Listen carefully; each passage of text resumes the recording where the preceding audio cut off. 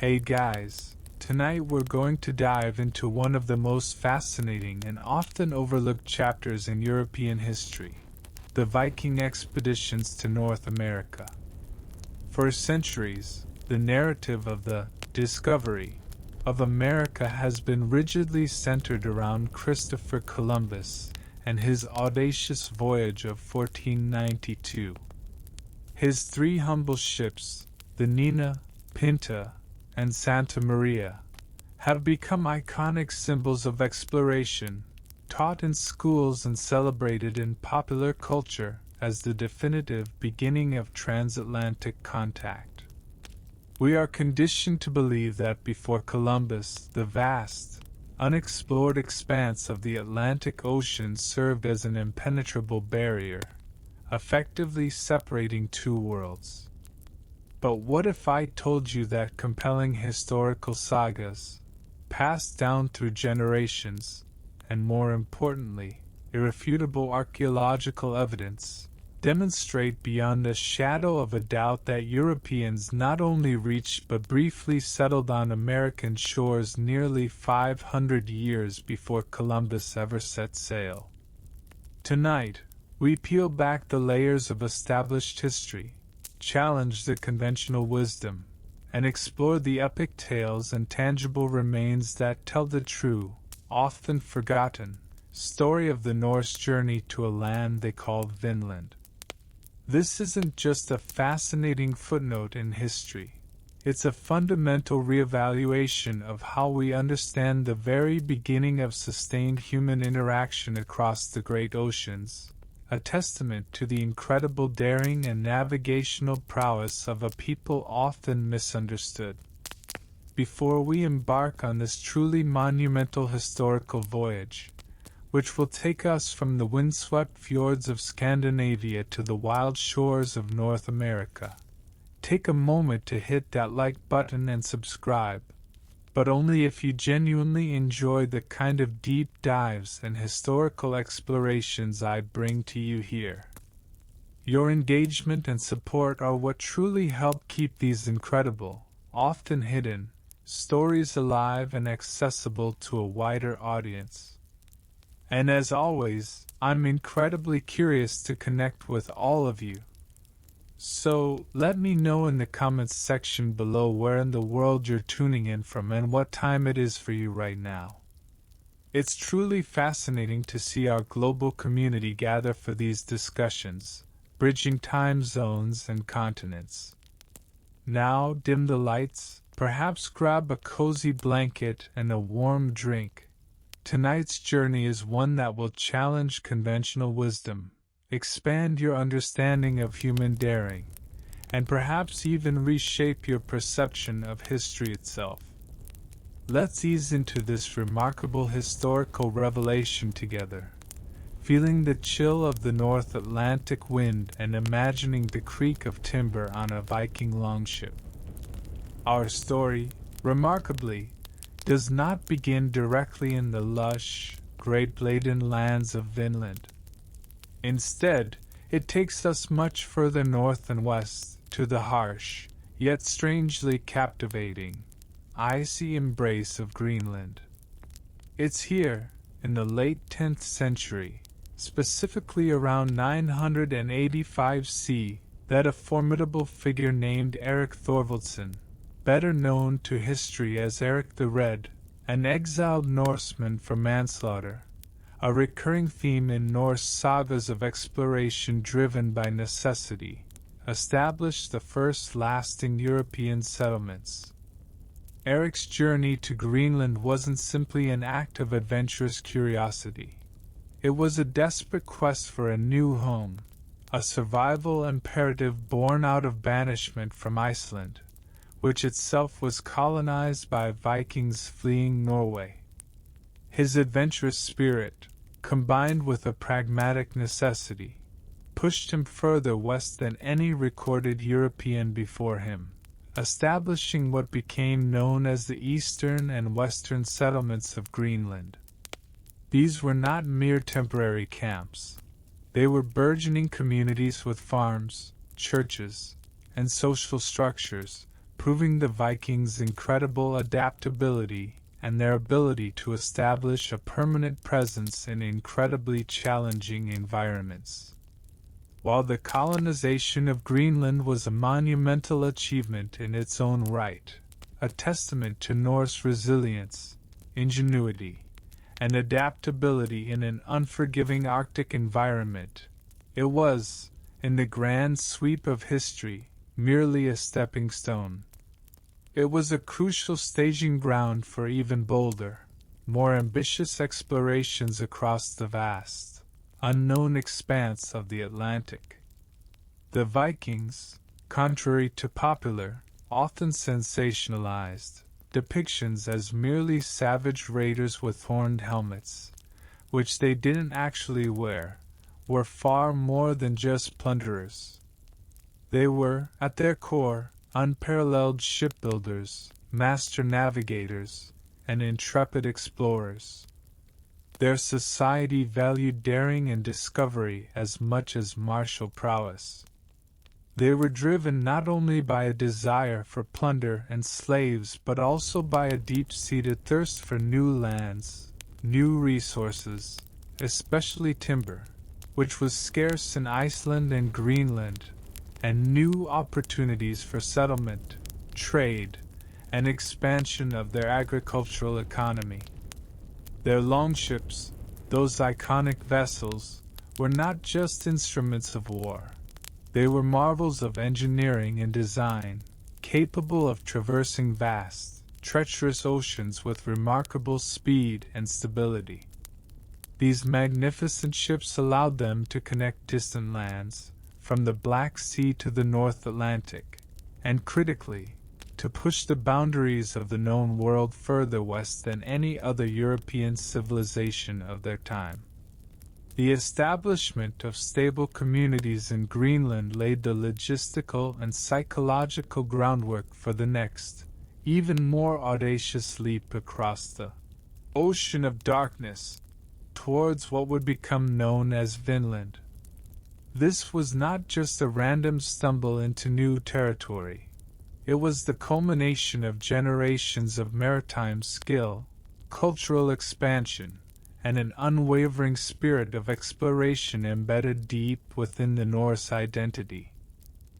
The true impetus for the journey to Vinland, a story of serendipity and daring continuation, was sown not by direct intent, but by a fortunate accident. The primary sources for our understanding of these incredible voyages are the Icelandic sagas, Eirik the Red Saga, and the Saga of the Greenlanders. These heroic narratives, initially passed down orally and then written centuries later in Iceland during the 13th and 14th centuries, offer rich, though at times conflicting, accounts of the Norse expansion westwards. According to the Saga of the Greenlanders, which many historians consider the more reliable of the two, the first European to sight the North American mainland was a man named Bjarni Herjolfsson. Around 986 CE, sailing from Iceland to Greenland to join his father, Bjarni's ship was blown far off course by a storm, carrying him far to the west. After several days adrift, he and his crew sighted unfamiliar forested lands that were clearly not the stark, ice-laden coast of Greenland. Bjarni, ever the cautious and pragmatic seafarer, chose not to land. He simply sailed along the coast for several days, observing the unfamiliar landscape of trees and low hills, before turning his ship eastward and eventually making it to his intended destination in Greenland. Though he had seen a new world, he did not set foot on it, thereby forfeiting his chance to be recognized as the first European settler or even explorer of these lands. It was Leif Erikson, Eirik the Red's son, who truly picked up the mantle of exploration and transformed an observation into a deliberate expedition. inspired by Bjarne's tantalizing tales of these unknown lands to the west, and perhaps fueled by his own insatiable adventurous spirit and a desire to surpass his father's achievements, Leif bought Bjarne's ship. Around 1000 C, with a crew of 35 men, Leif Erikson set out to explore these newly sighted territories. His journey was a meticulous, purposeful voyage of discovery, and he made 3 distinct landfalls, each carefully described in the sagas.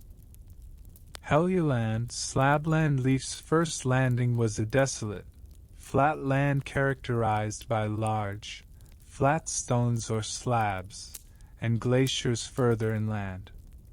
This description strongly matches modern-day Baffin Island in the Canadian Arctic, a harsh and barren landscape.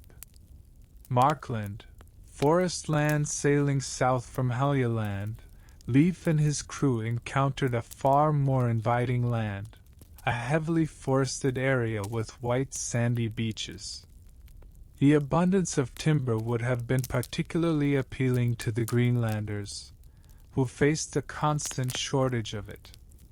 This land is believed to be modern-day Labrador.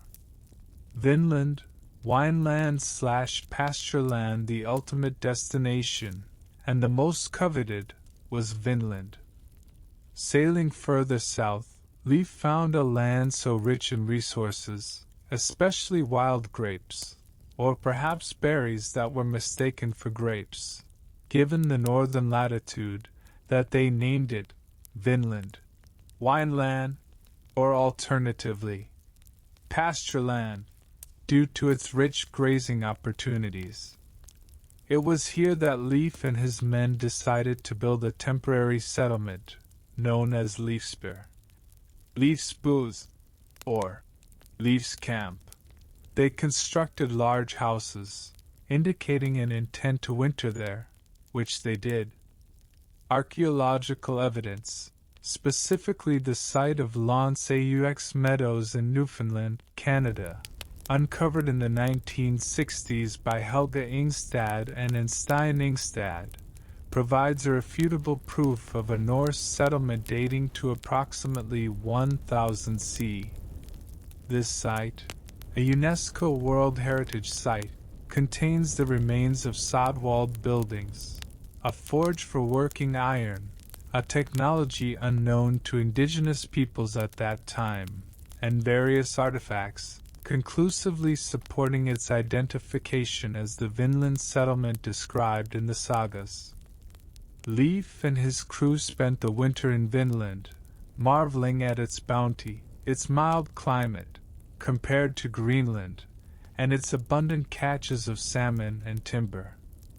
This was not merely a brief visit, it was a deliberate attempt at colonization, a testament to their ambition, their advanced seafaring skills, and their astonishing resilience in the face of the unknown. The Viking presence in Vinland, though historically significant due to its priority, was ultimately short-lived. Following Leif Erikson's successful initial expedition, subsequent attempts to establish more permanent settlements indicated a clear desire to utilize Vinland's rich resources. The most ambitious of these was an expedition led by Thor Finnkarlsefni, a prominent Icelandic merchant and chieftain, who around 1004 C undertook a larger-scale venture. He brought not only a significant number of men but also women and livestock, including cattle, sheep, and goats, signaling a serious intention to establish a self-sufficient colony. His goal was to set up a permanent foothold, but they encountered formidable, and ultimately insurmountable, challenges.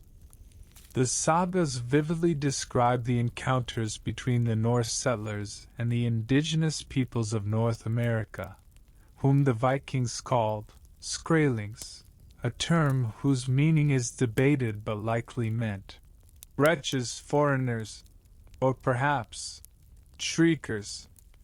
These interactions were complex, oscillating between cautious trade and open warfare. Initially, there were exchanges. The Norse offered milk, iron tools, and red cloth, while the Skrælings offered furs. However, misunderstandings, cultural differences, and a fundamental clash over land use and resources quickly escalated into conflict. The sagas recount fierce battles, with the Skrælings attacking the Norse settlements in overwhelming numbers, employing slings and bows. The Vikings, accustomed to their own martial traditions and armed with iron swords and axes, found themselves outnumbered and facing a determined, resilient resistance from the indigenous inhabitants, who possessed deep knowledge of the land and formidable fighting skills adapted to their environment. Though the Norse had technological advantages in weaponry, it was not enough to overcome the sheer numbers and strategic prowess of the native population. Ultimately, after several tumultuous years of struggle, sporadic skirmishes, and persistent logistical challenges in maintaining a remote outpost, the Norse abandoned their attempts at permanent settlement in Vinland. The precise reasons for their departure are multifaceted. The immense distance from their bases in Greenland and Iceland made resupply and reinforcement difficult. The challenges of adapting to an entirely new environment with unfamiliar flora and fauna were significant. And most crucially, the persistent hostility and overwhelming numbers of the indigenous population proved to be an insuperable obstacle. The settlements were dismantled, and the Vikings retreated, sailing back to Greenland, leaving behind only the archaeological traces at Landseux Meadows and the enduring, though long forgotten, sagas. While the Vinland experiment did not lead to a lasting European presence in North America until centuries later, its significance cannot be overstated. It fundamentally rewrites the narrative of European exploration, unequivocally demonstrating that the Vikings were not only formidable warriors but also intrepid explorers who reached the shores of North America nearly half a millennium before Christopher Columbus.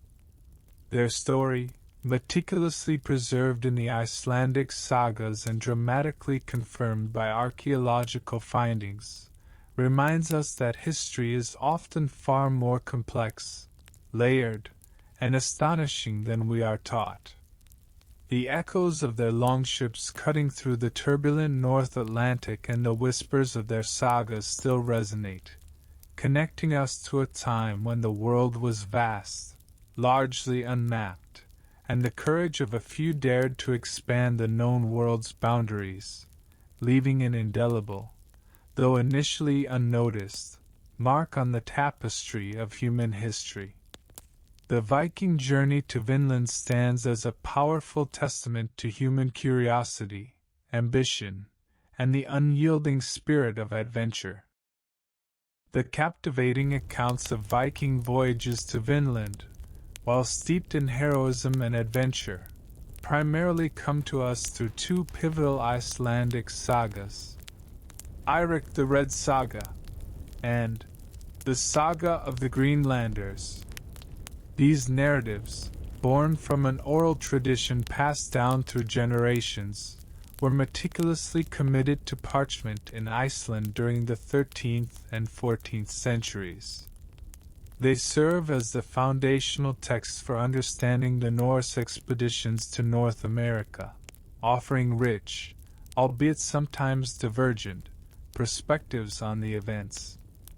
However, for centuries, these sagas were viewed largely as fascinating folklore or heroic legends, their claims of transatlantic crossings prior to Columbus considered by many to be mere myth.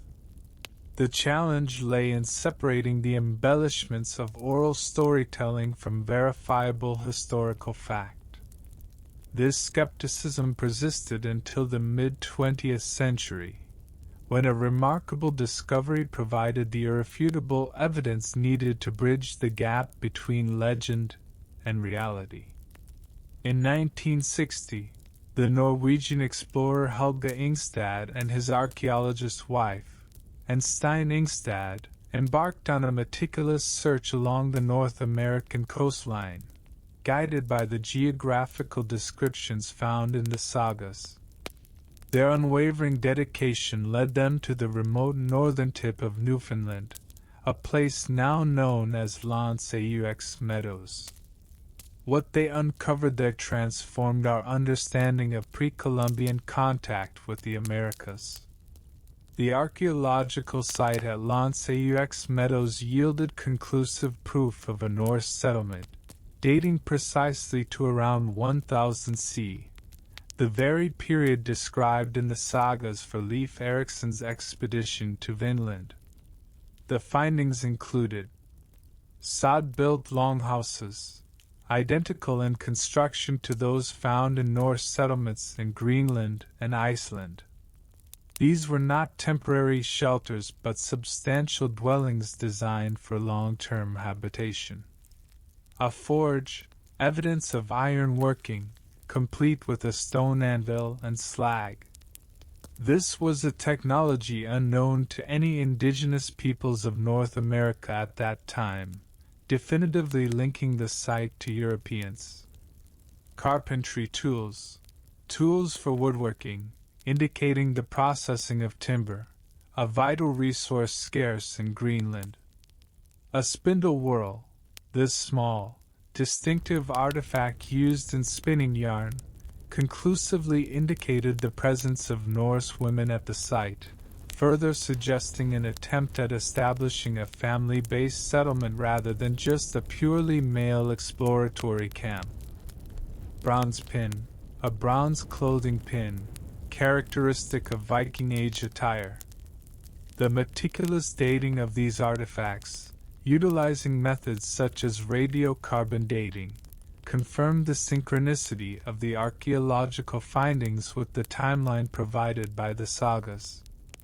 The discovery of L'Anse-aux Meadows did more than just confirm the Viking presence. It solidified the sagas as invaluable historical documents, demonstrating their underlying accuracy despite their legendary elements. This groundbreaking archaeological verification at L'Anse-aux Meadows, which was designated a UNESCO World Heritage Site, provided the tangible proof that had been missing for centuries.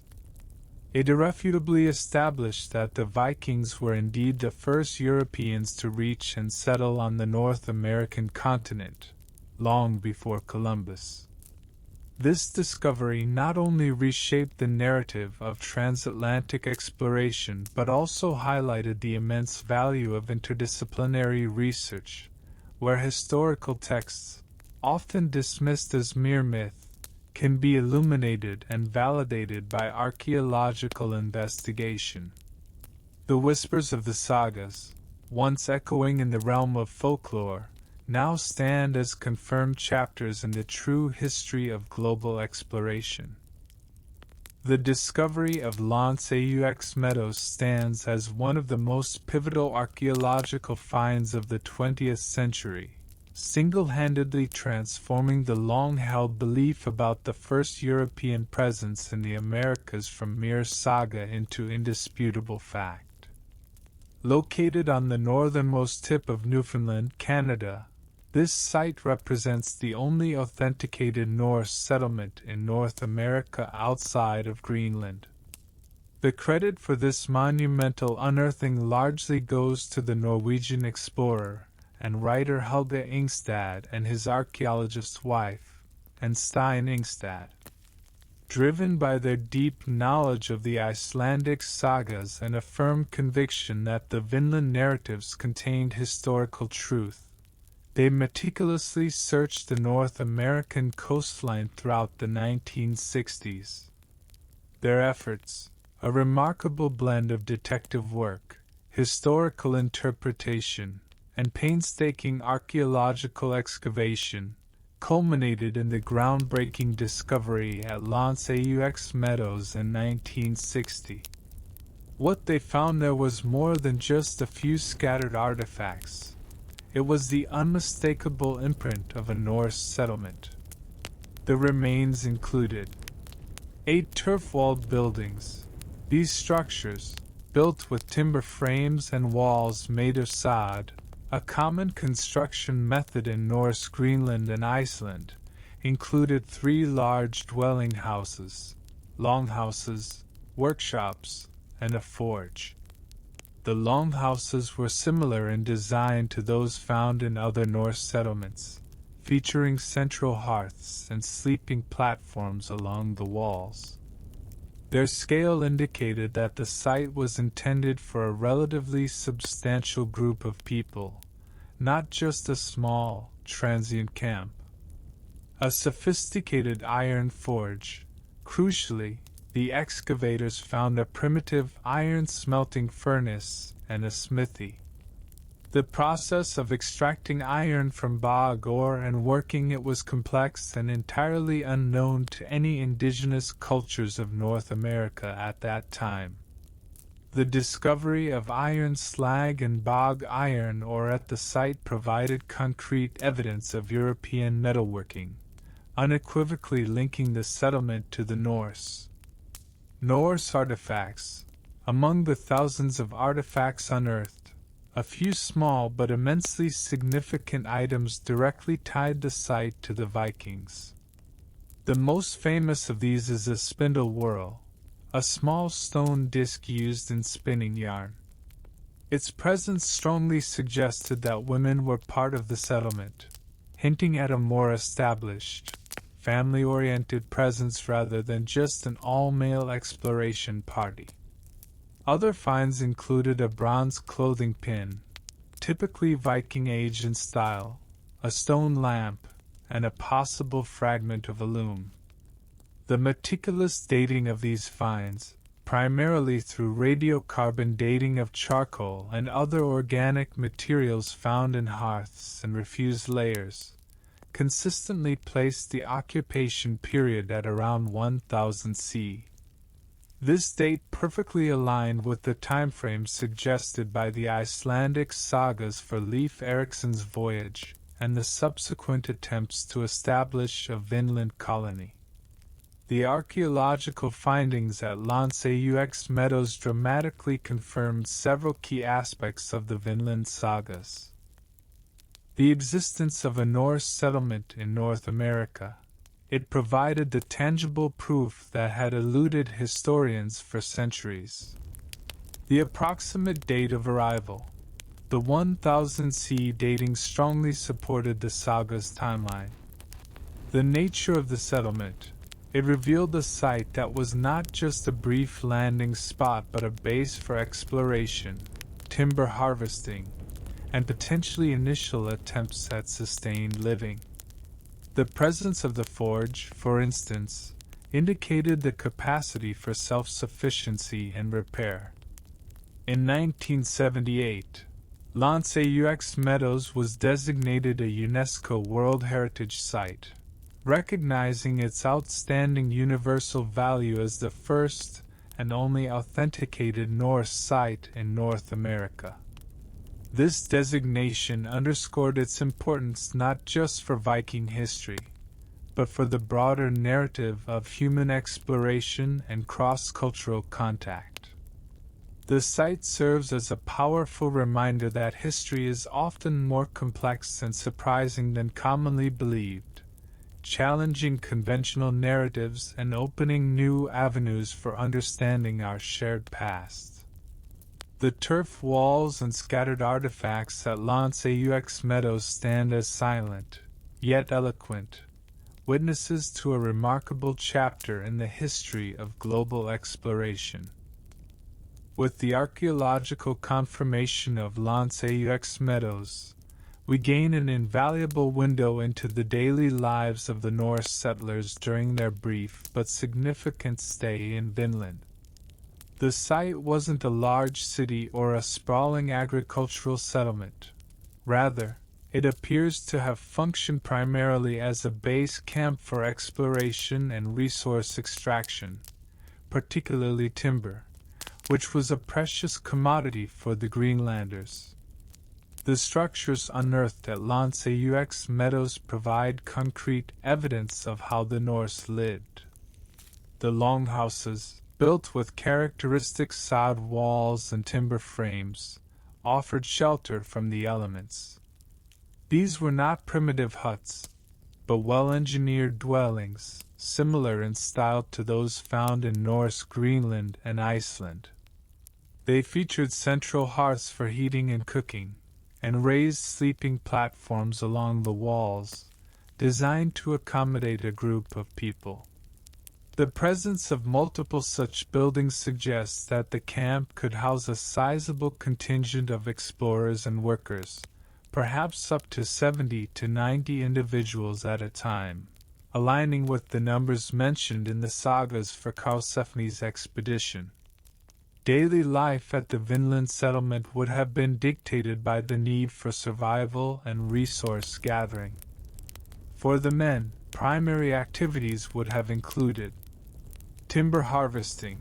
The vast forests of Markland, Labrador, and Vinland, Newfoundland, provided an almost limitless supply of timber, crucial for ship repair, building construction, and perhaps even for transport back to Greenland. Axes and saws would have been in constant use. Hunting and fishing. The sagas speak of an abundance of salmon in the rivers and wild game in the forests. Hunting for deer, caribou, or other local animals would have supplemented their diet, while fishing would have been a reliable source of protein. Exploration. The Norse were keen to explore the extent of the new lands, likely sending out smaller parties to map the coastline, identify valuable resources, and assess the suitability for future, more permanent settlements. Iron working.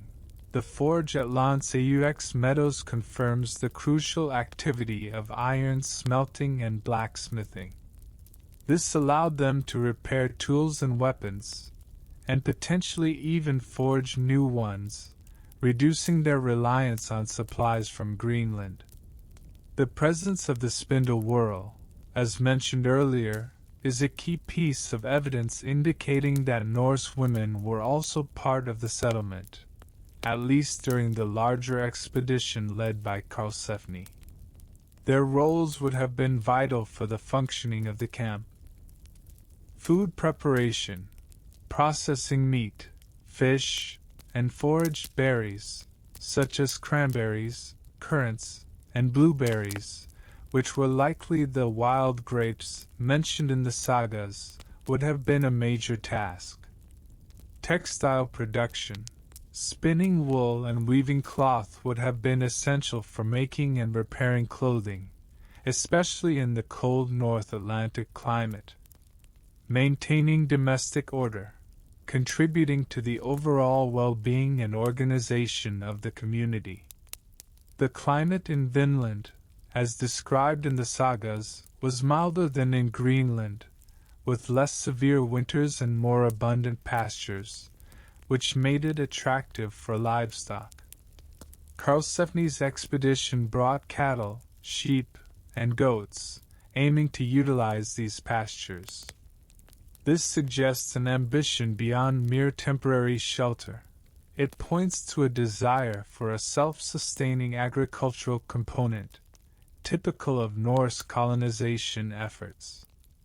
Despite the promise of abundant resources and a milder climate, life in Vinland was undoubtedly challenging. The isolation, the constant threat of unknown dangers, and the sheer logistical difficulties of maintaining a distant outpost far from their established bases in Greenland and Iceland would have tested their resilience. Moreover, as we explored previously, the increasing and often violent interactions with the Skrælings ultimately proved to be the most significant deterrent, making sustained settlement untenable. The archaeological remnants at Lanceaux Meadows, though modest, paint a vivid picture of this pioneering attempt. They stand as a silent testament to the ingenuity, adaptability, and unwavering courage of the Norse, who ventured into the unknown, lived, worked, and fought on the very edge of their known world, marking the earliest European presence in North America. Their brief stay in Vinland, though not leading to a permanent colony, remains a powerful narrative of human exploration. The arrival of the Vikings in Vinland, as we have discussed, was not an encounter with an empty land. The sagas clearly state that these lands were inhabited by indigenous peoples, whom the Norse called Skrælings. This word, though having various interpretations, likely derives from Old Norse skra, dry skin, or skrael, puny, weak, or even skrikja, to shout, to yell, indicating differences in language and appearance, and perhaps a derogatory connotation. Regardless of its etymology, to the Vikings, Skrælings were foreigners, those who were different from themselves. Identifying these indigenous groups is a complex but crucial aspect of studying the Norse presence in North America, as their interactions became a decisive factor in the fate of the Viking settlements.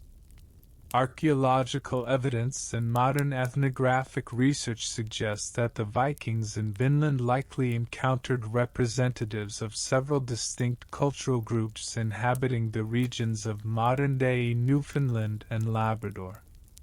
The most probable candidates are Dorset culture peoples.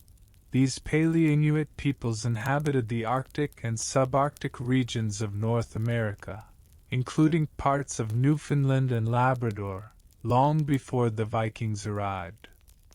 They were skilled hunters of seals and other marine mammals, lived in semi-subterranean dwellings, and possessed a unique stone and bone industry. Their culture flourished from approximately 500 BC to 1500 C, although at the time of the Viking arrival, their communities may have already been in decline or migrating. The Vikings might have encountered their last representatives or the vestiges of their culture. Proto-Inuit/Thule peoples, the later Arctic Thule peoples, ancestors of modern Inuit, began migrating eastward across North America from Alaska around the same period the Vikings were active. They were well adapted to Arctic conditions, using kayaks, harpoons, and winter shelters made of igloos or sod. If the Vikings ventured north from Vinland, into Markland, Labrador, or Helluland, Baffin Island, they would almost certainly have encountered these groups. Beothuk. These indigenous people inhabited the island of Newfoundland. Although their primary range was somewhat south of Lanceaux Meadows, they could have migrated and come into contact with the Norse. The Beothuk were known for their distinctive use of red ochre, which they applied to their bodies and clothing. They were hunter-gatherers who hunted caribou and engaged in fishing. Their culture vanished in the 19th century due to European settlement and conflicts. The sagas describe the Skrælings as people who traveled in skin boats, possibly kayaks or umiaks, used slings and bows as weapons, and had a different appearance and language from the Norse. These descriptions, while generalized, correspond to some extent with what is known about the indigenous cultures mentioned above. The encounter between the Vikings and the Skrælings was a clash of two entirely different worlds, differing significantly technologically, socially, and culturally. The Vikings brought with them Iron Age technologies, sharp metal swords, axes, knives, and the ability to smelt iron. They possessed large, seaworthy ships capable of crossing oceans and expertise in building permanent dwellings.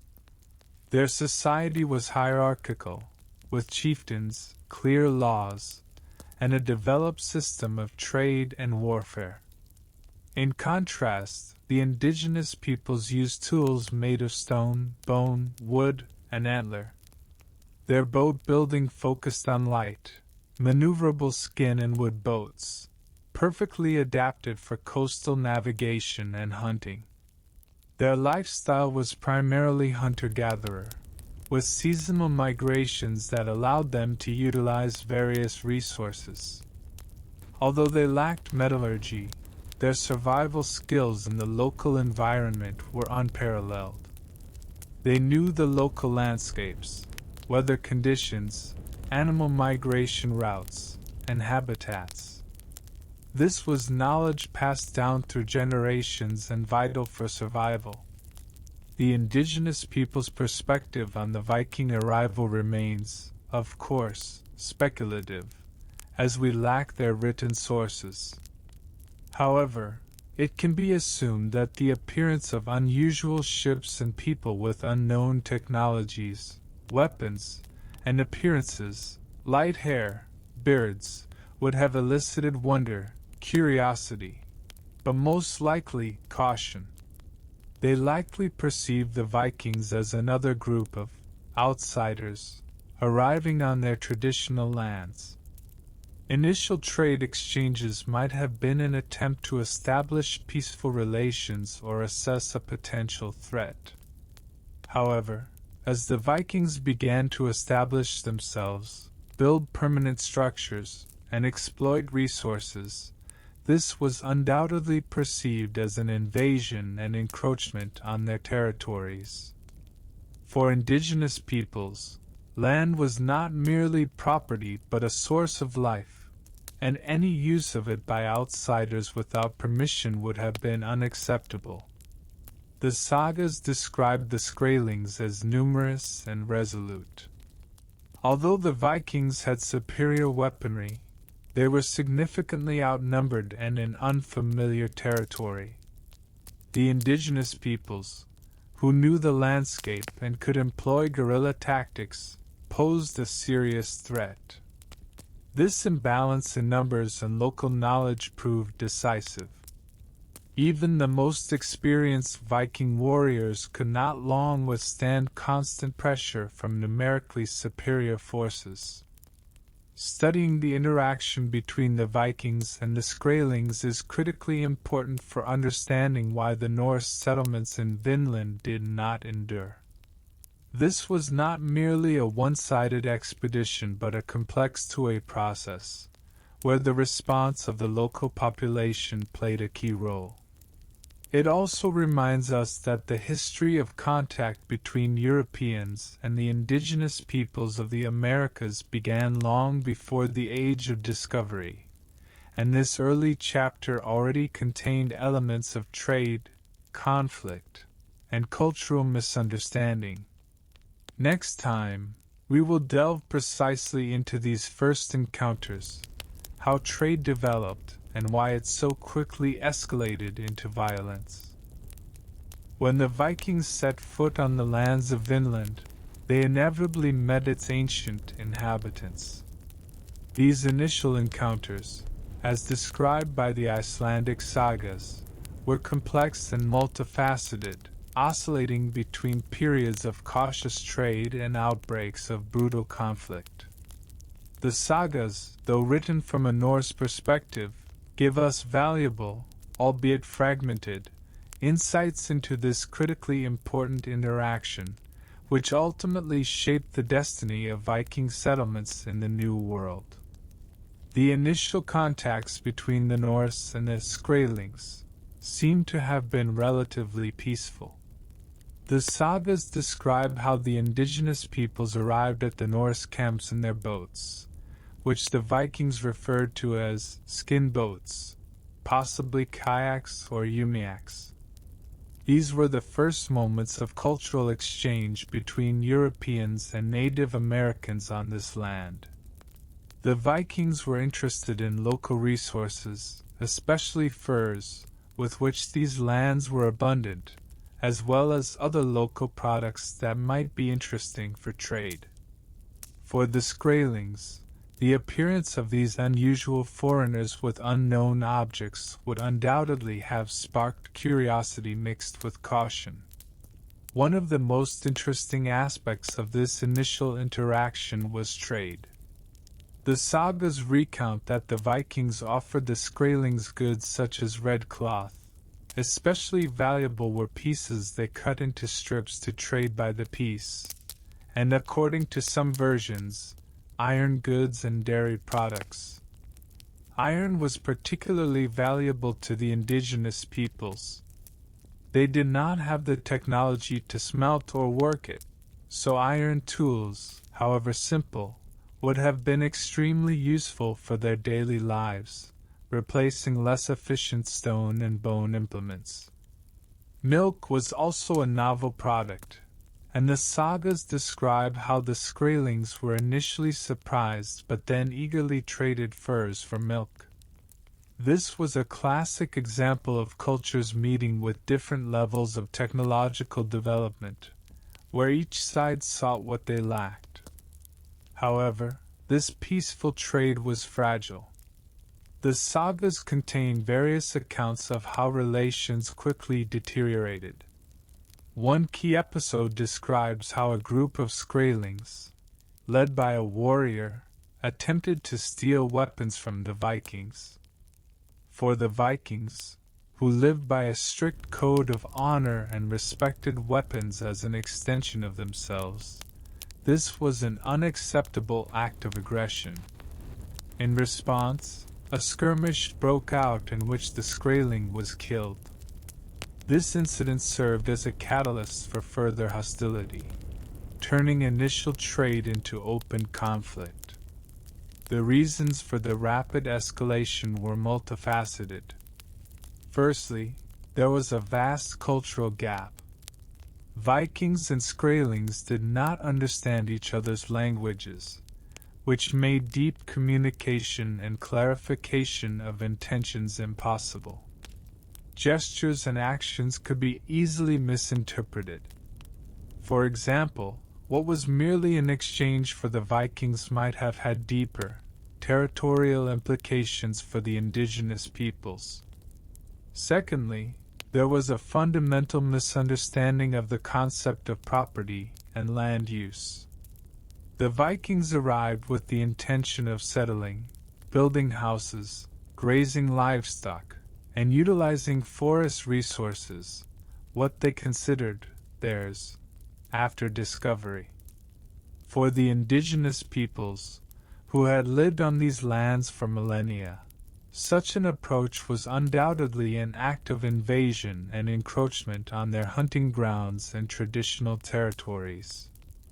They had no concept of European land ownership and perceived the new arrivals as potential competitors for resources, and later, as a threat to their survival. The sagas also describe instances where the Skraelings tried to trade iron for furs, but the Vikings refused, fearing to arm a potential enemy. Instead, they offered dairy products, which greatly surprised the Skraelings, who had never before seen domestic cattle. One episode recounts how Thorfinn Karlsefni's bull ran out of the woods and frightened the Skraelings, who mistook it for a wild beast. This became another example of misunderstanding that aggravated the situation. The culmination of the conflict is often depicted as open warfare.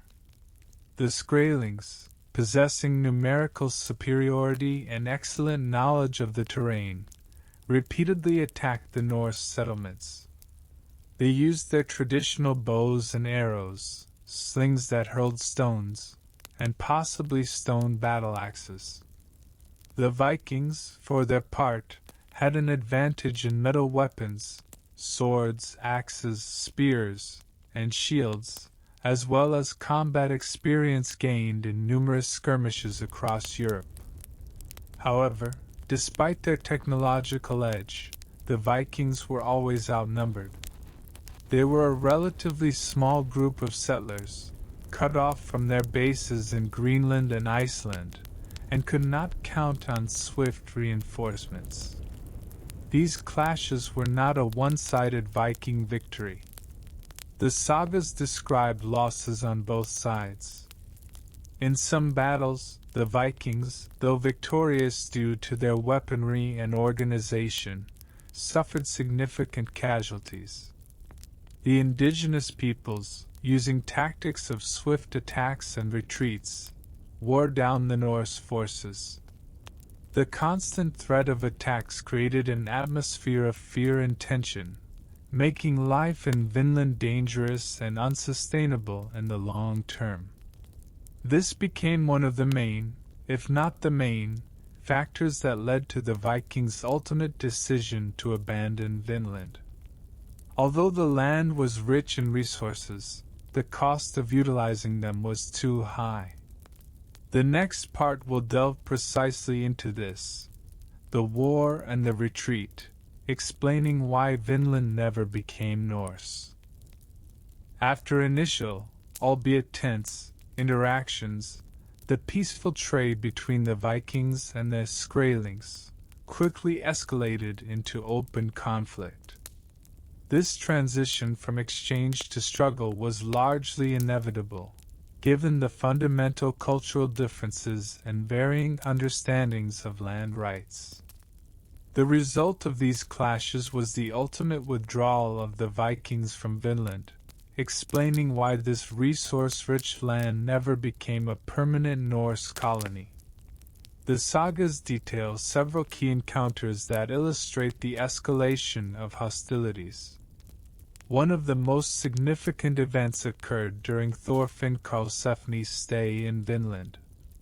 After a period of relatively peaceful trade where the Skrælings exchanged furs for milk and red cloth, the sagas recount an incident where Karlsefni's bull, part of the livestock he brought for the future colony, bolted from the woods and frightened the Skrælings. They had likely never seen such large domestic animals before, and their reaction was a mixture of fright and possible anger. This incident, though seemingly minor, could have been a catalyst for tension, as the Vikings were introducing elements of their world that were alien and threatening to the indigenous population. The actual war, however, erupted after the Skrælings attempted to trade for iron weapons, but the Vikings refused, offering only dairy products instead.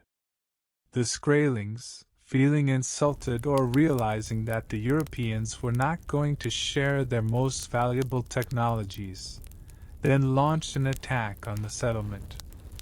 The sagas describe this as a large-scale assault, where the Skrælings leveraged their numerical superiority. They attacked in waves, throwing stones with slings and shooting arrows from bows. The Vikings, though possessing an advantage in metal weaponry, swords, axes, and spears, as well as strong shields and chain mail, were significantly outnumbered. In one of the most dramatic episodes described in Eirik the Red Saga, during a Skrælling attack, the Viking men began to retreat when faced with overwhelming numbers. According to legend, Thorfinn Karlsefni's wife, Gudrid, who was pregnant, ran forward, tore open her shirt, and struck herself with the sword on the breast, frightening the Skrælings with her frenzied behavior. This allowed the Vikings to regroup and repel the attack. While this episode may be embellished, it underscores the desperate nature of the struggle and the role of women in Norse settlements. Other sagas simply mention a resolute defense. Losses were sustained on both sides. Although the Vikings often prevailed in direct clashes due to their weaponry and better organization, they suffered casualties that were significant for their small colony. For the indigenous peoples, who could afford greater losses due to their numbers, such encounters were part of defending their territory. Their tactics likely included swift raids and retreats, wearing down the Norse settlers and constantly keeping them on edge. Besides the direct military threat, other, equally important factors led to the Viking withdrawal. Logistical difficulties. Vinland was an immense distance from the main Norse bases in Greenland and, even more so, Iceland and Norway. Reinforcements, provisions, and tools had to be transported across the turbulent North Atlantic, an extremely risky and expensive undertaking. Constant back-and-forth voyages drained resources and manpower, and delays or lost ships could have catastrophic consequences for the remote settlement. Insufficient number of settlers. Despite Karlsefni's ambitious plans, the Norse expeditions to Vinland never involved enough people to create a self-sufficient and self-defending colony. A few dozen or 100 people, even well-armed, were too small a force to effectively hold a large territory, cultivate it, and simultaneously defend against a numerically superior indigenous population. Norse colonization was more a series of expeditions than a mass migration. Hostility of indigenous peoples. This was likely the most crucial factor. Constant attacks and pressure from the Skrælings made life in Vinland dangerous and untenable. The Norse settlers, accustomed to a relatively secure life in Greenland or Iceland, where there were fewer continuous conflicts with local populations, faced a hostile environment that gave them no peace. The inability to establish stable, peaceful relations or achieve dominance led to the realization that further colonization would be too risky and costly. Economic unviability. Although Vinland was rich in timber and furs, the costs and risks associated with extracting these resources and transporting them across the ocean might have outweighed potential profits. As conflicts intensified, the economic feasibility of maintaining an outpost in Vinland likely diminished. Ultimately, after approximately 3 years of attempts, Thorfinn Karlsefni and his people decided to abandon Vinland and return to Greenland. The sagas recount that he left the colony with a significant amount of valuable timber and furs, but with a considerably reduced number of settlers.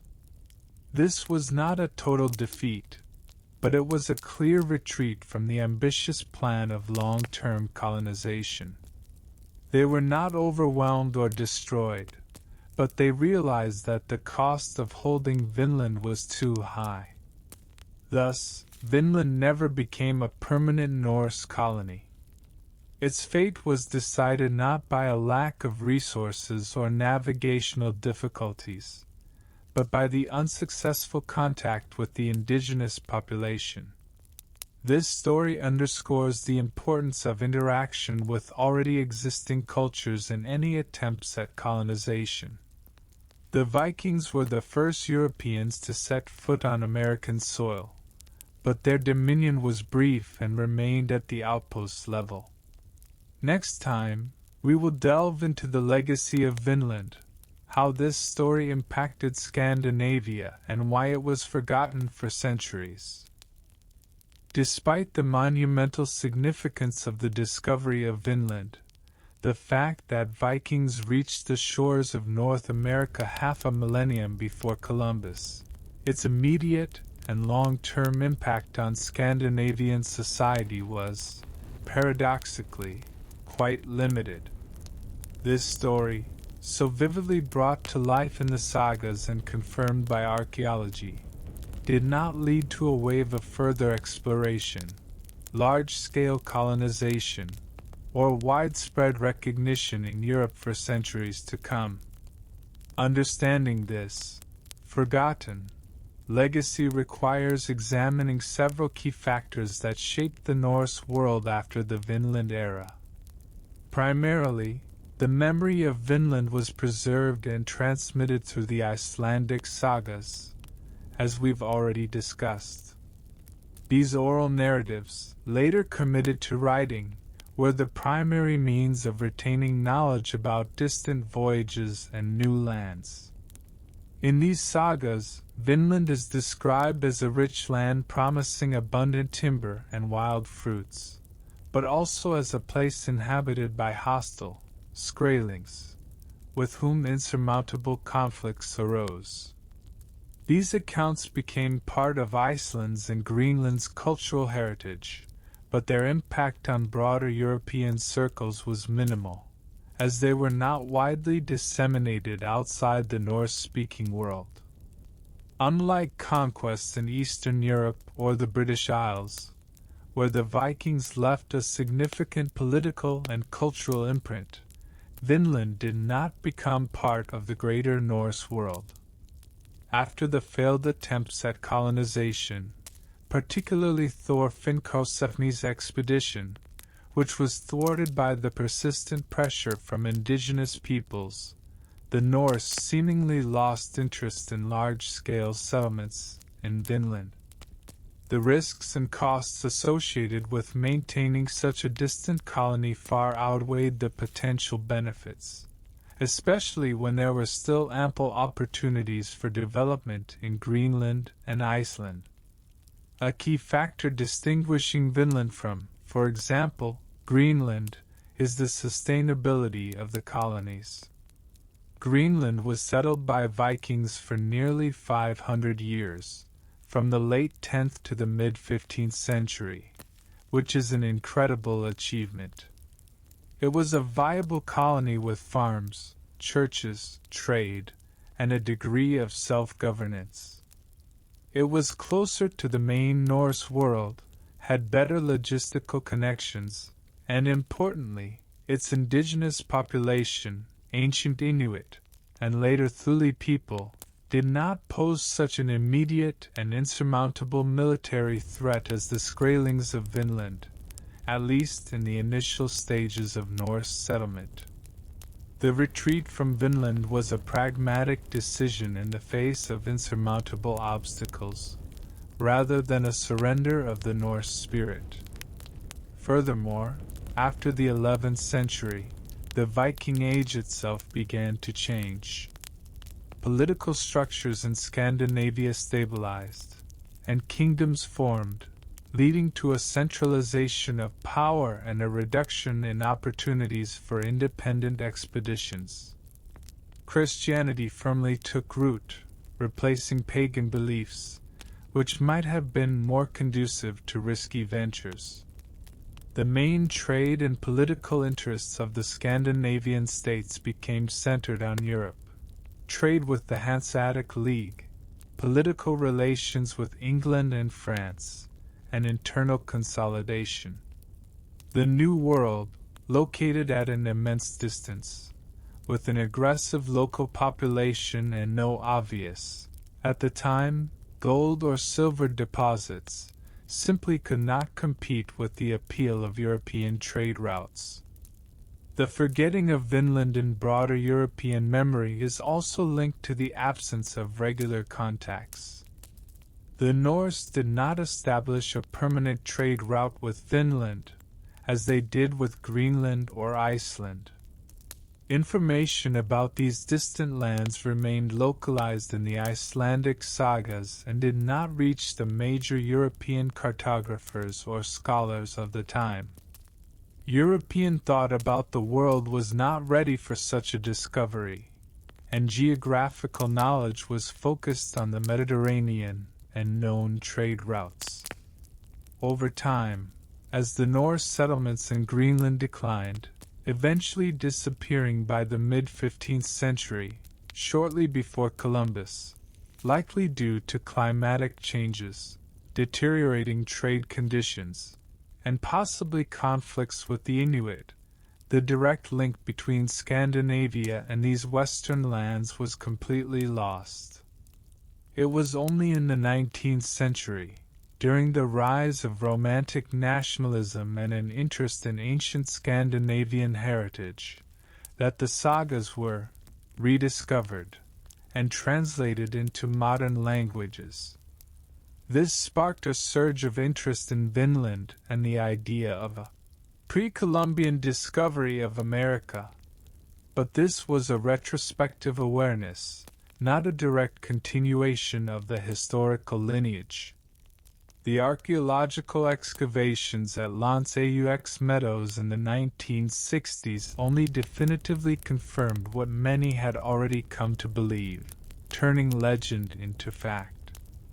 Thus, while Vinland was a significant discovery for the Vikings, it remained a unique but isolated episode in history.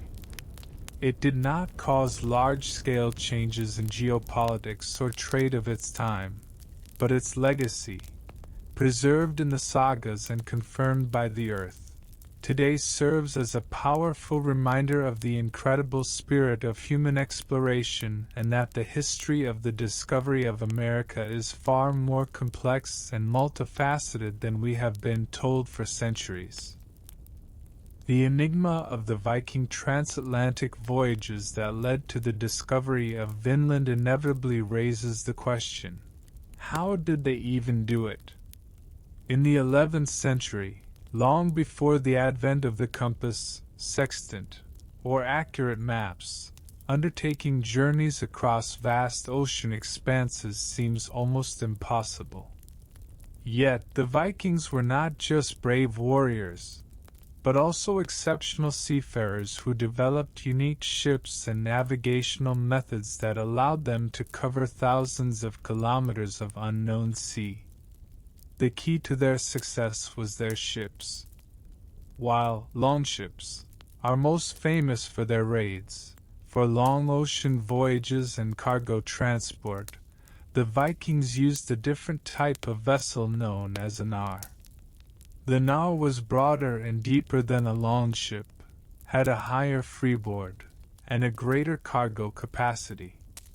Its primary propulsion was a sail, typically a single large square sail, which allowed for efficient use of wind and conserved manpower, unlike longships that largely relied on oars. Although nars also had oars, they were primarily used for maneuvering in ports or in calm weather. The robust construction of the nar, with its overlapping hull planks, clinker-built, providing flexibility and strength, made it ideal for tackling the turbulent Atlantic waves. These ships were capable of carrying not only the crew but also food supplies, water, livestock, and even wooden structures for building settlements, as was the case with Thorfinn Karlsefni's expedition. Their exceptional seaworthiness was the result of centuries of shipbuilding experience passed down through generations. Viking navigation was an art that combined deep knowledge of natural phenomena and the use of the simplest tools. They did not have compasses in the Chinese sense, but their ability to orient themselves in the ocean was astonishing. Sun and stars, these were their primary guides. Using a sun compass, fragments of wooden discs with markings, possibly used to determine the sun's position, are known. They could track their course. In cloudy weather or at night, they relied on the position of the North Star to determine north and other constellations. Knowledge of the movements of celestial bodies was vital and passed down through generations. Sunstone. The Icelandic sagas mention a sunstone, Heimskotstein, believed to be a crystal of cordierite or Iceland spar. This stone has the property of polarizing light. In cloudy weather or at sunrise/sunset, when the sun itself is not visible but its light still penetrates the clouds, the sunstone allowed them to determine the sun's position by rotating it until it showed a bright glow. This enabled sailors to determine direction in conditions where direct observation was impossible. Modern experiments have confirmed the effectiveness of this technique. Natural indicators. Vikings were excellent observers. They used a wide range of natural signs. Birds, migratory birds, especially seabirds, indicated the proximity of land. If birds flew in one direction in the morning and returned in the evening, it meant that land was in that direction.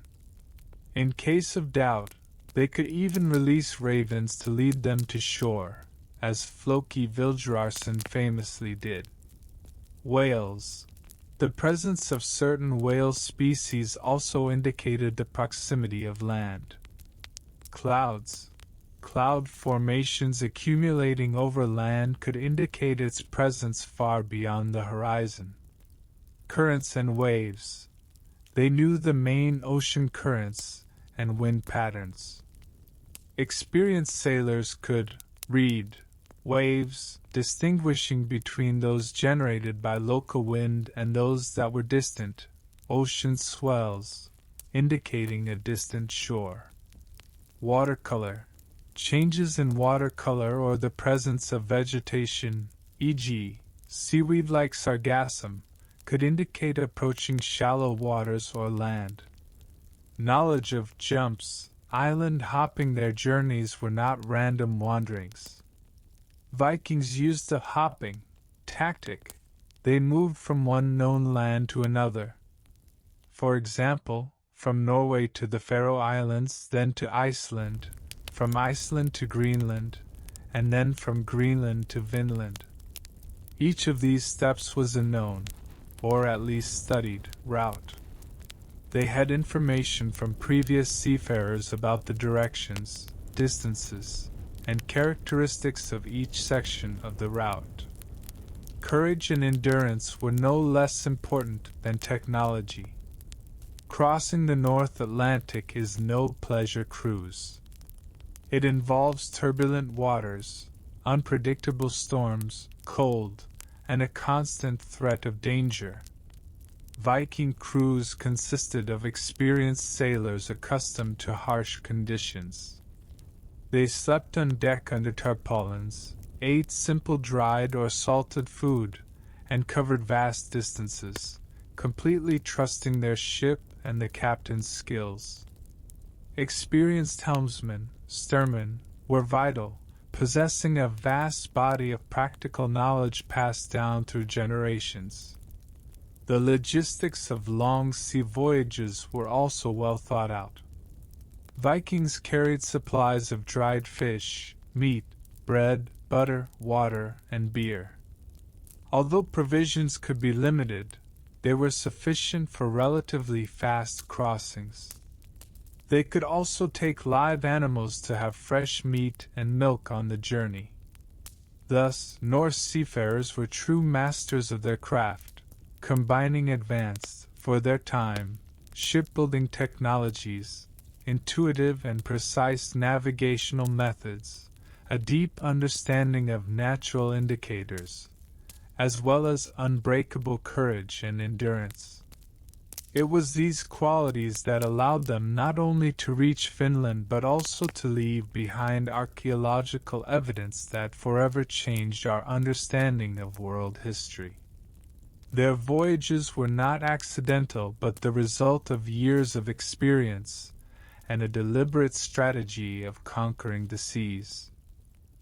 When the Vikings, led by Leif Erikson and later Thor Finnkarlsefni, ventured west from Greenland, their expeditions were motivated not only by the spirit of adventure but also by a pressing need for resources and the search for more habitable lands.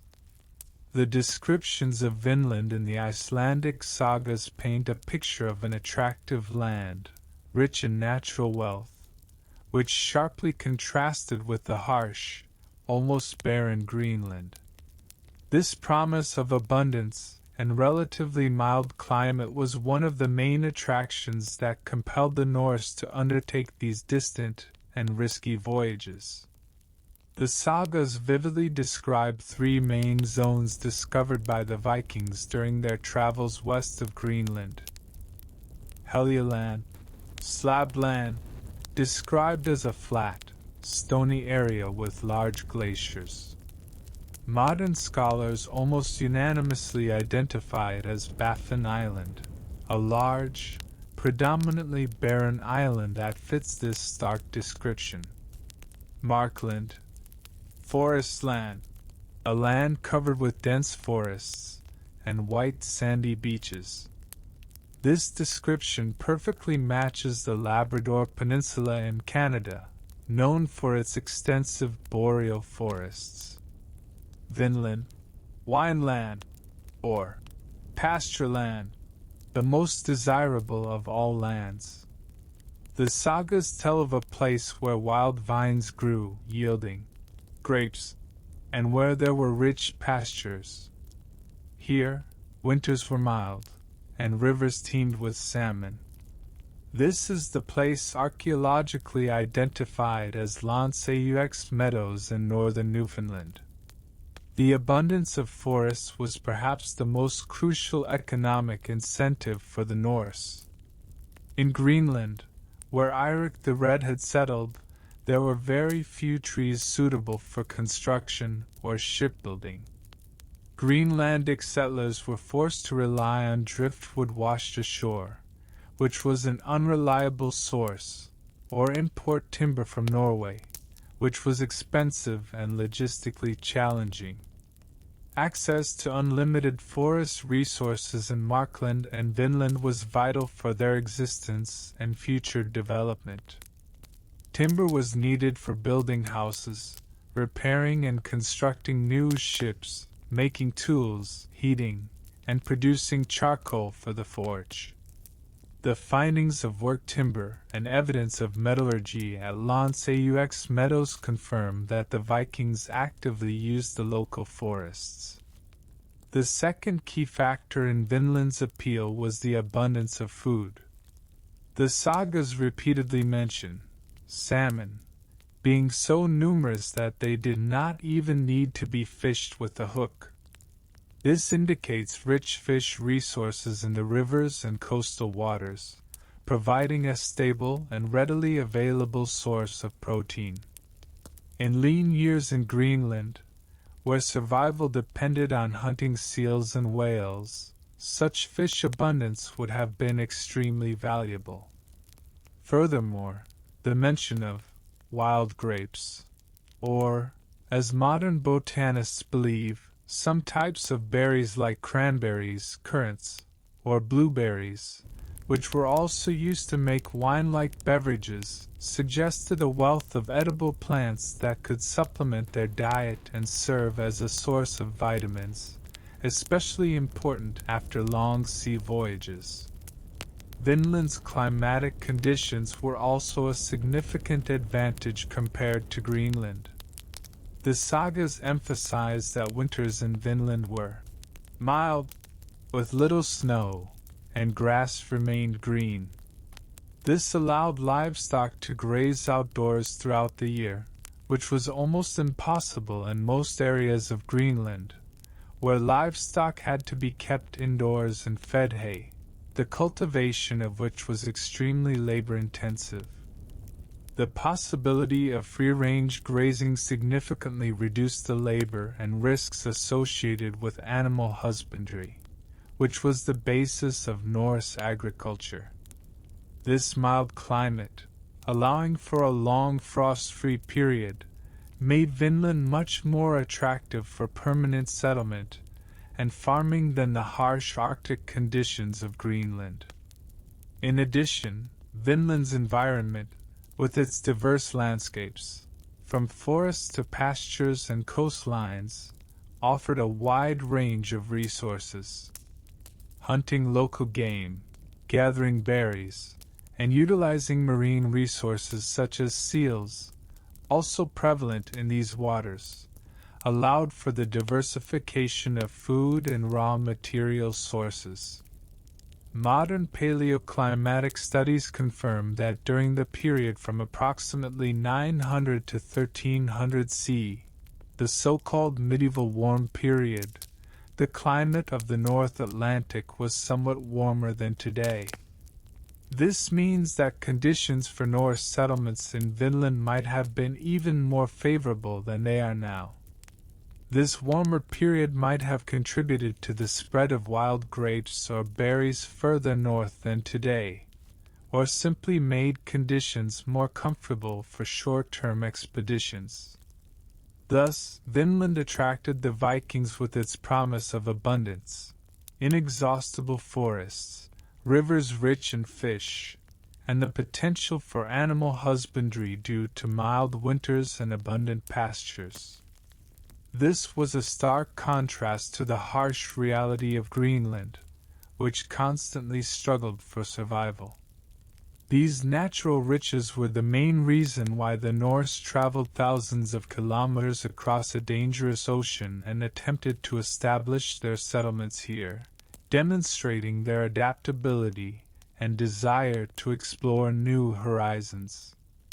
However, as we already know, even such favorable natural conditions could not compensate for other, more serious challenges.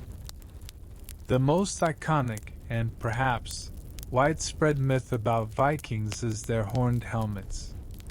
The image of Vikings in helmets with two large horns has become almost a caricature, yet it is completely inaccurate. No archaeological findings or historical sources from the Viking Age, approximately late 8th to mid-11th century, confirm the wearing of horned helmets in combat. Vikings wore simple conical or spherical metal helmets, sometimes with a nose guard or a visor that protected the face, as exemplified by the famous Jormungand helmet. The myth of horned helmets only emerged in the 19th century, during the flourishing of Romantic nationalism in Scandinavia, when artists and designers, such as the Swedish illustrator Gustav Malmström or the costume designer Carl Emil Doppler for Richard Wagner's opera, Der Ring des Nibelungen, began depicting Vikings in such fanciful armor. These images aimed to give them a more savage and barbaric appearance, fitting the prevailing stereotypes of these northern warriors at the time. But on the battlefield, such horns would have been dangerous and impractical, hindering vision and providing an easy leverage point for an opponent. A second common misconception is that Vikings were exclusively brutal, ruthless barbarians who only plundered and destroyed. While their raids were undeniably brutal and left much devastation in their wake, such a one-sided view ignores the vast complexity of their culture. Vikings were also skilled traders. They established extensive trade networks spanning Europe from the North Atlantic to Eastern Europe and the Middle East. They traded furs, timber, slaves, silver, glass, weapons, and many other goods. Trade centers like Hedeby, Denmark, Birka, Sweden, and York, England, flourished under their influence. Master craftsmen, Vikings produced high-quality metalwork, jewelry, wood carvings, and bone carvings, demonstrating their high level of craftsmanship and aesthetic taste.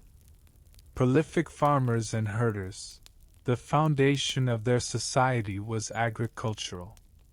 They cultivated land, grew grains, and raised cattle, sheep, goats, and pigs. It was often the search for new, arable lands that motivated their exploratory voyages, as was the case with Iceland, Greenland, and Vinland.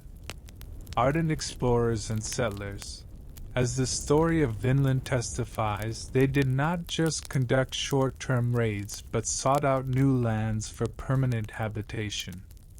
Their ability to adapt to new conditions and establish functional settlements in remote territories is impressive.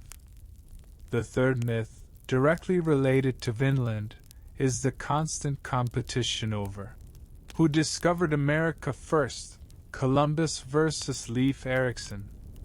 It's important to understand that this is not an either-or choice. The Vikings were indeed the first Europeans to reach the shores of North America, long before Columbus. Archaeological evidence from Lanceaux Meadows unequivocally confirms this. However, their discovery did not lead to sustained contact, large-scale colonization, or the incorporation of the American lands into the European global system. The Vikings abandoned Vinland, and knowledge of it remained primarily within the Scandinavian sagas. Christopher Columbus's expedition in 1492, in contrast, though later, had global ramifications. It opened the way for continuous European colonization, a massive exchange of goods, diseases, and cultures, the Columbian Exchange, that fundamentally altered world history. His voyages, backed by better shipbuilding and navigation technology, though borrowed, like the compass, and supported by powerful European monarchies, initiated the Age of Discovery in the Western world. Therefore, Columbus is considered the discoverer of America, in the context of initiating continuous, large-scale transatlantic contact and colonization. Leif Erikson was the first European, but Columbus began a new era. There are also less common myths, for example, that Vikings were dirty or unkempt. In reality, archaeological finds suggest the opposite. They had combs, razors, ear spoons, and other personal hygiene tools. Some sources even indicate that they bathed at least once a week, which was rare for many Europeans at the time. Debunking these myths allows us to see the Vikings as they truly were, a complex, multifaceted society comprising farmers, traders, craftsmen, adventurers, and indeed, warriors. Their journey to Vinland is a testament not only to their bravery but also to their technological ingenuity and ability to adapt to new conditions. The story of Vinland, stripped of myths, is far more interesting and vital for understanding the true scope of early European exploration. Despite the brevity of the Norse settlements in Vinland, and the fact that their memory, though preserved in the Icelandic sagas, was forgotten in the broader European context for many centuries, the story of Leif Erikson and his discoveries experienced a remarkable revival. In the 19th and 20th centuries, Vinland re-emerged into the spotlight, becoming an important element of Scandinavian national identity, cultural pride, and a symbol of early transatlantic exploration. The first catalyst for this revival was the flourishing of Romantic nationalism in the 19th century. During this period, European nations actively sought their roots, myths, and heroes to forge national identity. Scandinavian countries, Norway, Denmark, Sweden, and Iceland, were no exception. They turned to their rich Viking heritage. The Icelandic sagas, previously known only to a narrow circle of scholars, were rediscovered, translated, and published in languages accessible to the broader public. When the stories of Leif Erikson, Eirik the Red, and Vinland became widely available, they sparked a wave of excitement. This was not just a thrilling narrative, but also powerful evidence that Scandinavians were among the earliest European explorers, complementing, and for some, even surpassing, Columbus's achievements. It was during this period that the figure of Leif Erikson began to attain the status of a national hero. In Norway, which was then striving for its independence from Sweden, Leif Erikson became a symbol of national strength, maritime skill, and foresight. He embodied the spirit of Scandinavian adventure and exploration, which was important for shaping a new national consciousness. His name became synonymous with bravery and pioneering discovery. This resurgence was not limited to Scandinavia alone. In the United States, where a significant number of Scandinavian immigrants settled throughout the 19th century, the story of Vinland became a central element of Scandinavian American identity. These communities, seeking to highlight their contribution to American history and its discovery, actively promoted the narrative of the pre-Columbian discovery of America by Vikings.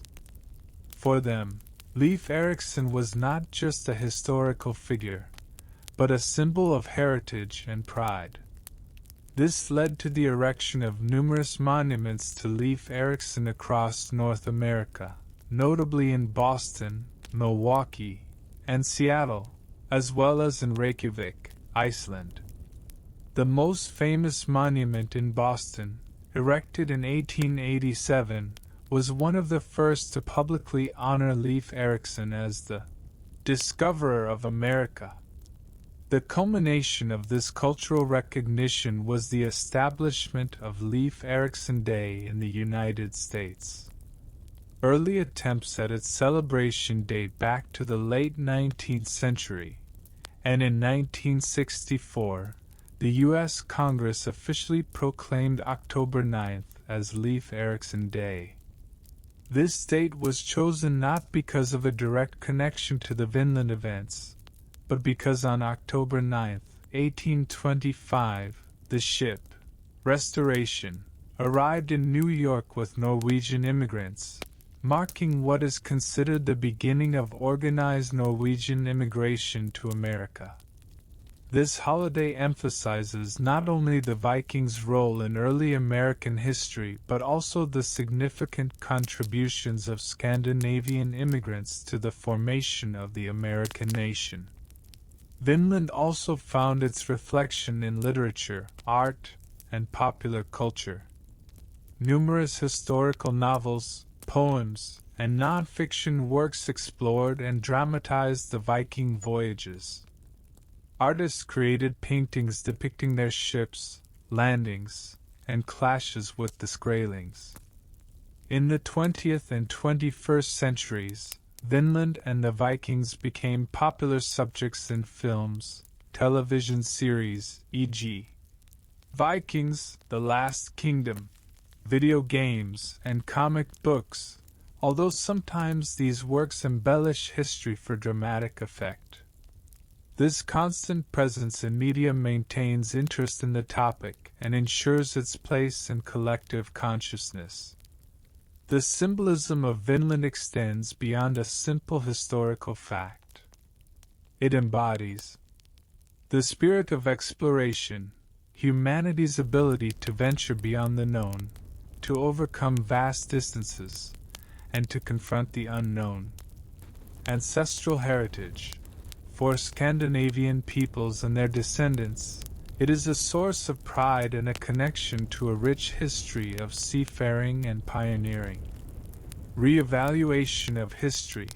Vinland forced the world to reconsider established narratives about the discovery of America, and acknowledge that a European presence on the continent began significantly earlier than previously believed. Thus, although Vinland did not lead to immediate and large-scale colonization, its story, preserved in the sagas, has traveled a long way from oblivion to cultural revival. It has become an integral part of the identity of Scandinavian peoples and a powerful reminder of their role in global history. This legacy continues to inspire and spark discussions, highlighting the complexity and multifaceted nature of historical events. The story of Vinland definitively established that the Vikings were the first Europeans to set foot on the lands of North America, long before the era of Columbus. This not only disproved old narratives but also opened the door to a broader question. Were there other peoples, besides the Vikings, who might have reached America before 1492? This idea sparks significant interest and has spawned numerous hypotheses, encompassing various cultures and regions of the world. It is important to distinguish between scientifically substantiated facts and speculative theories, which, though captivating, lack sufficient archaeological or historical evidence. While the history of Norse exploration in Vinland is based on a compelling combination of sagas and archaeological excavations at Landseux Meadows, other theories of pre-Columbian contact typically rely on less reliable sources, oral traditions, indirect evidence, possible coincidences in artifacts, or simply on fascinating but unconfirmed assumptions. One of the oldest European legends preceding the Vikings is the story of Irish Saint Brendan the Navigator. According to The Voyage of Saint Brendan, written in the 9th century, Brendan undertook a great journey across the Atlantic in the 6th century in search of the promised land of the saints. He described encounters with enormous sea monsters, icy mountains, and islands with unique vegetation. Some enthusiasts interpret these descriptions as evidence of his journey to North America or, at least, to Iceland or Greenland. However, most historians and archaeologists consider the voyage more of an allegorical religious text than a reliable historical document.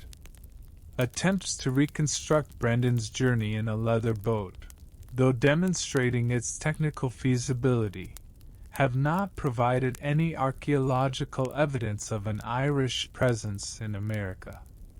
There are also hypotheses about Chinese contacts. Most often, the voyages of Admiral Zheng He in the 15th century are mentioned.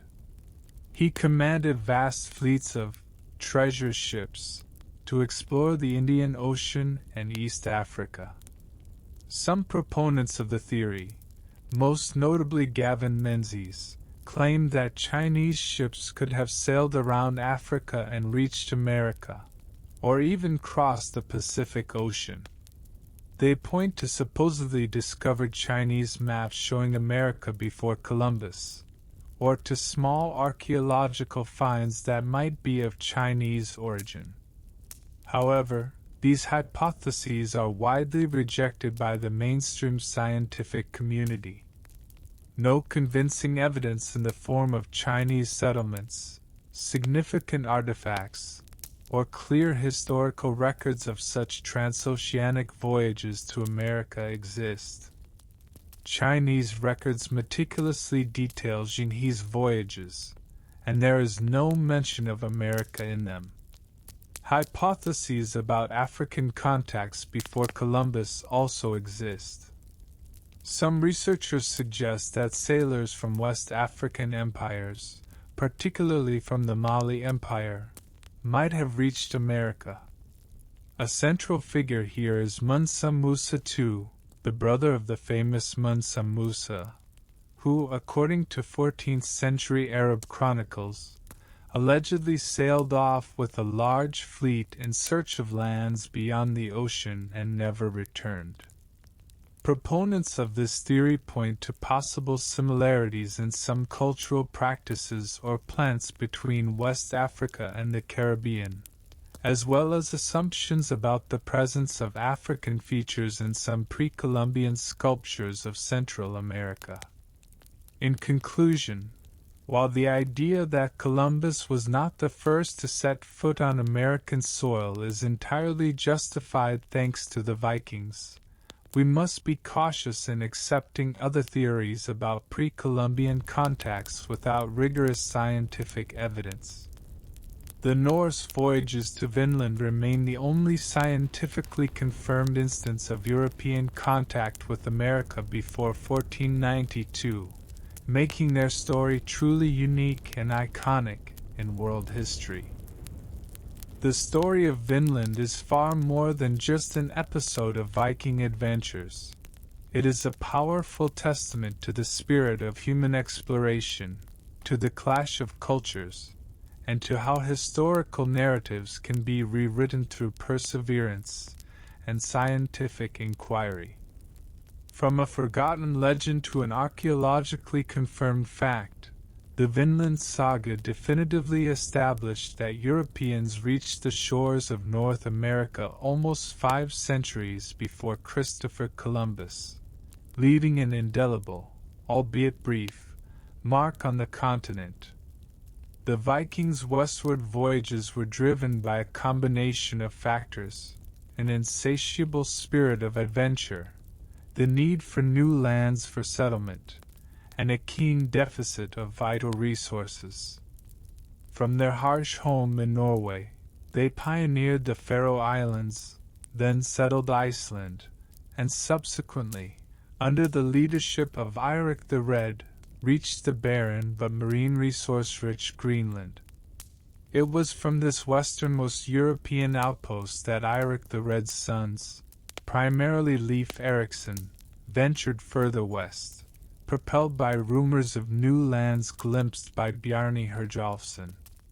These voyages were an incredible feat of seamanship. On their Nars, sturdy, seaworthy cargo vessels, the Vikings traversed the turbulent waters of the North Atlantic, relying on a deep knowledge of celestial bodies, winds, ocean currents, and natural indicators such as birds, whales, and clouds. Their navigation was a sophisticated art passed down through generations, allowing them to orient themselves in vast ocean expanses without compasses or maps in the modern sense. It was a triumph of experience, observation, and courage. The lands they found, Helgeland, Baffin Island, Markland, Labrador, and Vinland, Newfoundland, offered diverse landscapes and resources. Vinland, with its descriptions of mild winters, timber-rich forests, and salmon-filled rivers, was a true paradise compared to Greenland. It was here, at Lonseux Meadows on the northern tip of Newfoundland, that archaeologists Helga and Enstein Ingstad in the 1960s discovered irrefutable evidence of a Norse settlement. Remains of typical longhouses, iron smelting furnaces, a technology completely alien to the indigenous peoples of America at that time, a spindle whorl indicating the presence of women, and other artifacts, dated to approximately 1000 C, with precise dating to 1021 C, definitively transformed the sagas from legends into confirmed historical facts. This site stands as a living monument to the Vikings' far-reaching journeys. However, despite the attractive resources and favorable conditions, the Norse attempts to colonize Vinland were short-lived. The main obstacle proved to be the Skrælings, the indigenous peoples of America whom the Vikings encountered in these lands. Initial contacts, which included trade, quickly escalated into violent conflicts. The Vikings, though possessing an advantage in metal weaponry, were significantly outnumbered, far from their bases, and could not withstand the constant pressure from the numerically superior and determined local tribes. This was not just a conflict of arms but a clash of two fundamentally different cultures that could not or would not understand each other. Logistical difficulties, immense distances, and the lack of a sufficient number of settlers also played a role in the decision to abandon Vinland. The legacy of Vinland in Scandinavia itself was, paradoxically, quite limited for centuries. Knowledge of these voyages was preserved in the Icelandic sagas but did not gain widespread recognition in Europe. It was only in the 19th century, during the flourishing of Romantic nationalism and an interest in ancient heritage, that the story of Leif Erikson was rediscovered. He became a symbol of national pride for Scandinavian countries and their diasporas in North America, leading to the erection of monuments and the establishment of Leif Erikson Day. This revival not only honored the past but also highlighted the complexity of historical discoveries, differentiating the first European contacts, Vikings, from subsequent large-scale colonization, Columbus.